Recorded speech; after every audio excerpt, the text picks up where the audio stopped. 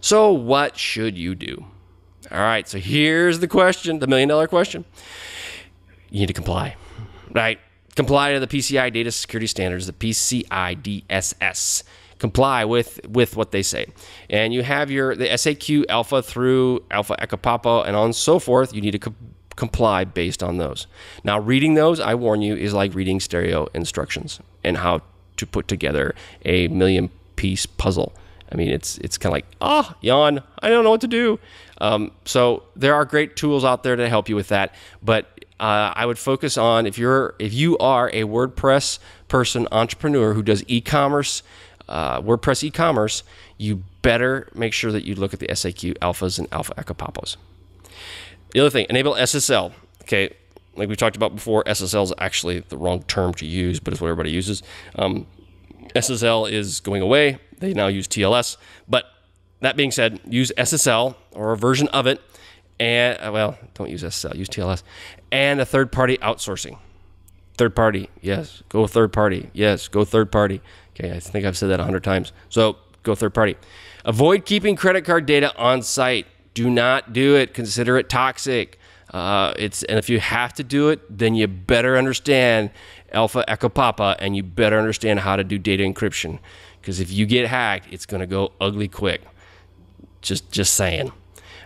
Take more conservative approach on your SAQs. So even if you fall under just the alpha, just A, I highly recommend you understand the Echo Papa version and do password. Change your passwords based on what they're saying. Do malware scans internally.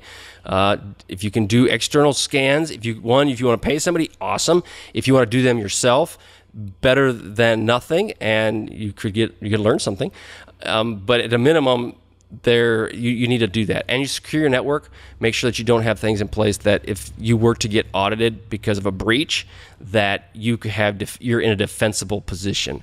You don't want to be in a non-defensible position in that regard. Firewalls and etc. So take the more conservative approach. If you do that, you'll be sitting much better. Understand the risks to your business. So hackers, employees, and disasters, do you have a plan in place for this?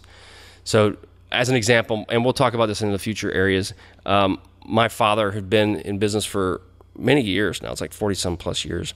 And to put it in perspective, I've been talking to him about cyber stuff since 15 years ago, 16 years ago.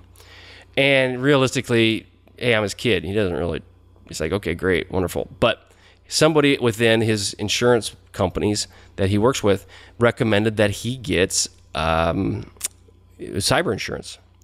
So he actually got it because I kept telling him about his network and what he needs to do, and he's done some great jobs securing up his network. The challenge is that, when you're dealing with people's data, i.e. HIPAA, he doesn't really do credit cards, but if he would have that, even if it's in a hard copy version, he's got to put protections in place. So he's invested in cybersecurity insurance. We'll have a podcast specifically on that. You have to weigh that out of if that is useful for you based on your situation. But again, understand the risks and what are some of the remediation strategies that you need to do to help protect yourself from those risks. So, and understand from a disaster standpoint, you need to have backups because, again, you're protecting these people's data. If you don't do backups and you have credit card data, well, one, it's not smart because you lose your business. And two, people are going to be asking, well, what happened to my data? And then now if you don't have a good response to it, guess what? Your reputation is shot. So, or even in a legal position. So things just to kind of consider. Internal, external scanners, you need to, the SAQ, the compliance SAQ may require their use depending upon where you're at. Basically levels 1, 2, and 3 require their use from what I can see and understand. That's a quarterly approved from an approved scan vendor that you're supposed to have that done. In that cases, doing it yourself, external scanning will not meet these requirements. So you have to go through an approved scan vendor. Now, does that mean that you decide to go, nah, I ain't paying for that. I'll do it myself. Okay. And you're attesting to it at the bottom of the sheet going, yes, I am attesting that my scanning, I have done an approved scanning vendor. And everything's going happy, hunky-dory until all of a sudden you're hacked and you're breached. Then what happens is they come back and look, okay, where's these reports from these approved scan vendors? I did it myself. You did what? And so what'll happen is then it's the paper trail, right? So you either attest to it that you've done it, or you end up lying about it. And that is something that you really want to see if that's where you want to put yourself in. I don't know the cost of what that would be from an approved scam vendor, so it's something you need to look at if you fall within that bucket. So just keep that in mind as you are putting together your PCI or your PCI compliant WordPress business or WordPress e-commerce site. So that's that. I hope I didn't bore you too much. I mean, PCI, I tried to liven it up. I'll be honest, I was watching just a couple webinars on some people that did PCI online, and this is how they talked. They talked that PCI is awesome. If you do PCI, you will be okay. Now, I don't know about you, but that put me to sleep. So try to take a little bit different spin with it. Maybe use something that's a little bit more useful to you. And was something that I got value out of, because you know what? It was confusing to me when I first started looking at it from a standpoint of, okay, how does this affect me? So hopefully that was helpful. Now, we're going to roll right into the pro tip of the week. And this one is one that is near and dear to my heart. And it's something that it's a little bit off the WordPress theme. It's a little bit different. But basically is web cameras. And you're going, huh? What? Well, guess what? You all use a web camera, or probably in your laptop, whether it's a Mac, Windows, Linux. You may even have one that you connect in, whatever it may be. There's web cameras everywhere, right? I'm looking at one right now as I'm recording this podcast. It's sticking right in the face. These cameras and microphones that are usually tied in with these cameras are listening and watching everything, okay? So out of a Disney movie, just everything, right? Big, long, drawn-out word. They're watching everything. So what do you do?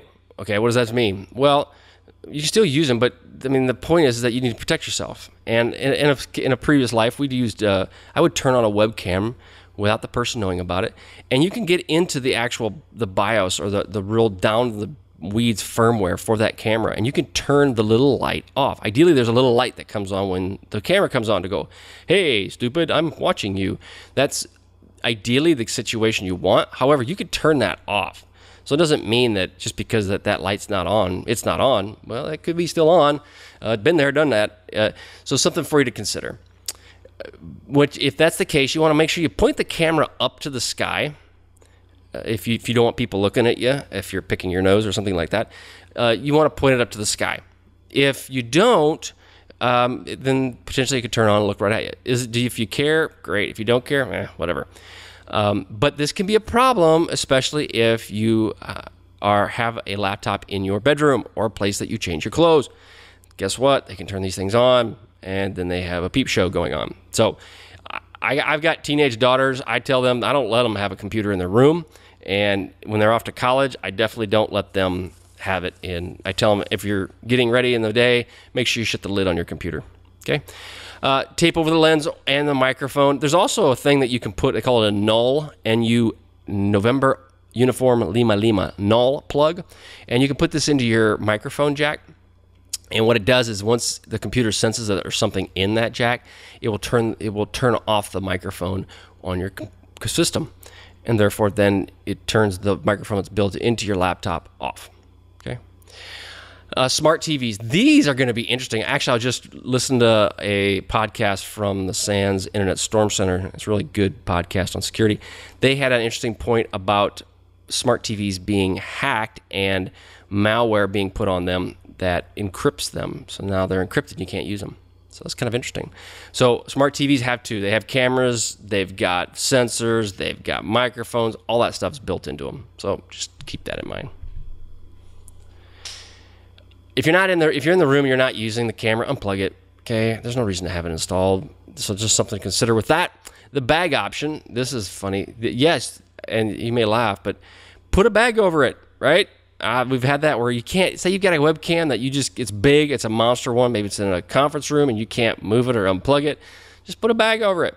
You know, easy enough. There's not much to it, and the microphone still may be on and the camera may be monitoring, but if it's just got this black bag, it's not as big a deal. Close the lid and flip it over. That's the other thing. Just close your lid. That works very, very well.